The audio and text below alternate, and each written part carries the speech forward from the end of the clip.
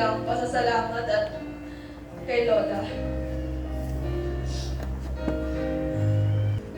So, po na sobrang blessed ako na nagkaroon ako ng isang lola na alam yan ng buong puso.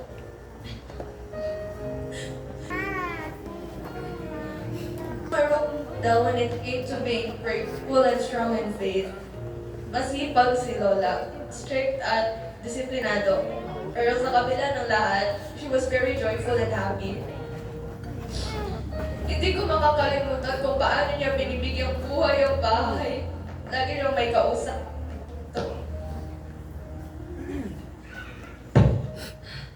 Lagi siyang may kausap, may kwento, at syempre may payo.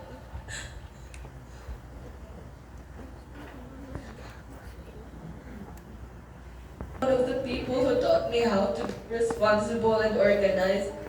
Lagi niya kami pinagsasabihan kapag makalat sa bahay. Hindi dahil sa galit, pero dahil gusto niyang matuto kami ng disiplina. Naalala ko pa rin yung times na siya yung palagi ko rin request na magtahi ng tabi ko dahil until now, hindi pa rin talaga marunong magtahi. Kaya every time ay kailangan ako ipatahi. And every time I remember her, I feel Lola very much. Mamimiss ko yung ingay niya sa bahay, yung mga random niyang tanong tuwing umuwi ako galing school, at yung mga kwento niya, minsan nakakatawa, minsan seryoso. Pero higit sa lahat, mamimiss ko yung pagmamahal niya na walang kapantay. I'm very thankful and truly blessed na binigyan kami ni God ng Lola.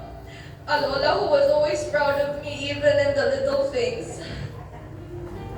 Lola, if you were here right now, gusto ko lang sabihin na thank you so much for everything. Thank you for the love, the lessons, and the memories. No, na mahal namin lahat and hindi ka namin makakalimutan. Thank you po. Wala, akala mo nagpapakita. Matututo ka rin magtahi.